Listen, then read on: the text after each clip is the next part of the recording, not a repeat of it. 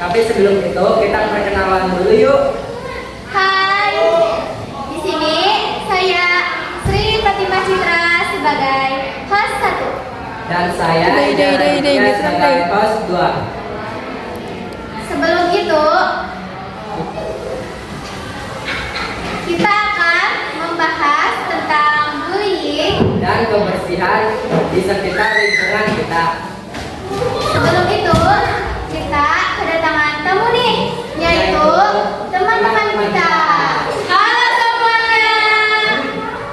Oke, boleh perkenalan diri dari yang paling kanan.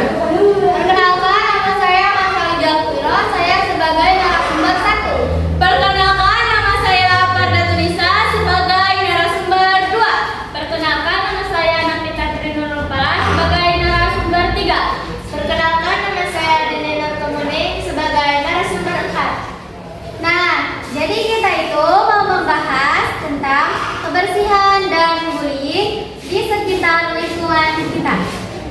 Nah, kalau kebersihan kan udah pada tahu. Tapi kalau bullying ada yang tahu nggak? Saya tahu. Oke, boleh Mas jawab. Bullying adalah tindakan yang dilakukan secara sadar dan untuk menyakiti hati orang lain dan merendahkan orang lain. Oke, jadi bullying adalah tindakan yang dilakukan untuk merendahkan orang lain, contohnya menghina fisik. Langsung saja ke pertanyaan yang pertama tentang menjaga kebersihan. Kalian pasti mengamati sampah-sampah di sekitar kantin. Gimana caranya agar sampah-sampah di kantin berkurang yang buang sampahnya sembarangan? Ada yang mau jawab? Saya. Oke. Mungkin bisa diberi poster atau slogan buang sampah pada tempatnya. Jadi orang-orang itu membaca poster dan slogan yang tadinya buang sampah sembarangan jadi buang sampah pada tempatnya. Oke, benar. Dengan adanya poster atau slogan jadi lebih efektif. Pertanyaan kedua. Apakah ada hubungan antara kebersihan dan spiritual kita? Ada. Hubungannya kebersihan bukan selalu tentang nyaman, tapi kebersihan sebagian dari iman. Berarti ada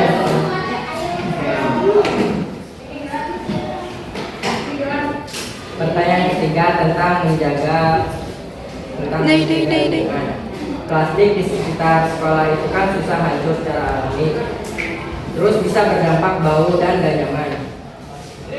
Jadi apa dampaknya plastik buat air dan tanaman? Plastik akan menjadi mikroplastik yang merusak kualitas tanah. Air jadi susah menyerap, tanaman jadi tidak subur. Jadi tanaman susah untuk tumbuh. Benar, jadi plastik buat air itu nanti airnya jelek, terus tanamannya juga susah tumbuh.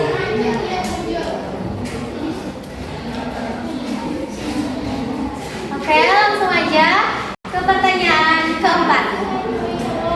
Sampah botol plastik atau cup kan begitu pasti banyak di sini. Gimana sih cara memanfaatkan sampah itu menjadi berguna? Siapa yang saya? Caranya misalkan dibikin ekobrik waktu P5 pas kelas 7 yang dari botol plastik buat pot bunga. Terus juga bisa dibikin piring dari cup mulut plastik. Jangan dibikinnya ekobrik sama piring dari plastik. Bisa dibuat dijual, buat yang disumbangkan.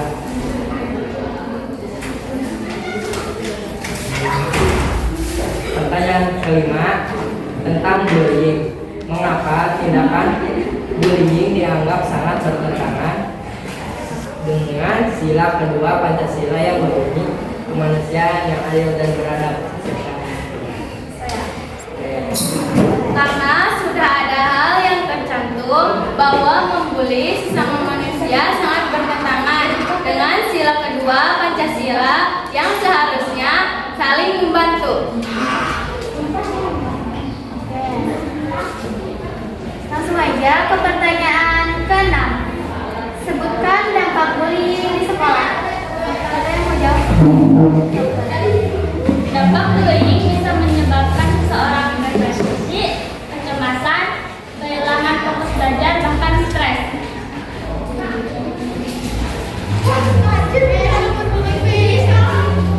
Pertanyaan 7. Apa saja faktor yang terjadi bullying?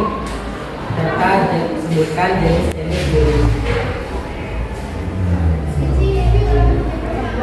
Faktornya karena salah pergaulan, tidak diawasi orang tua.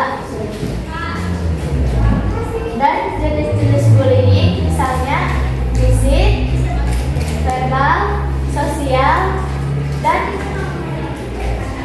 cyberbullying.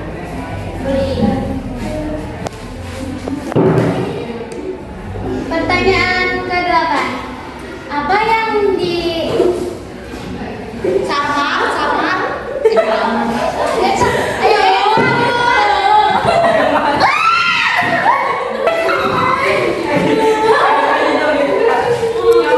Kak, mau izin dulu.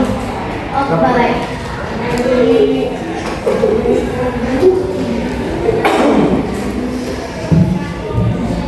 Ya. Langsung ke pertanyaan 8 tentang bullying.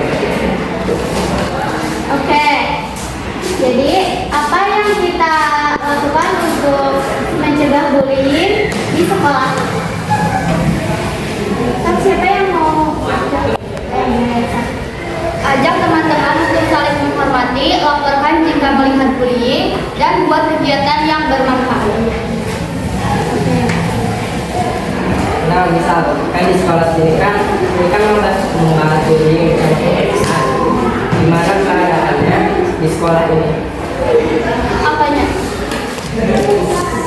Misal, iya. Siapa yang tahu? Lebih jawab. Nggak bisa.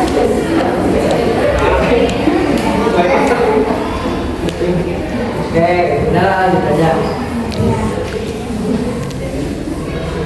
Jadi, hari ini kita sudah membahas tentang cara menjaga kebersihan dan stop bullying di lingkungan sekolah. Semoga informasi yang kami sampaikan dapat tersampaikan dengan baik, dan maaf bila ada kata yang salah. Tapi sebelum itu kita ada pantun nih.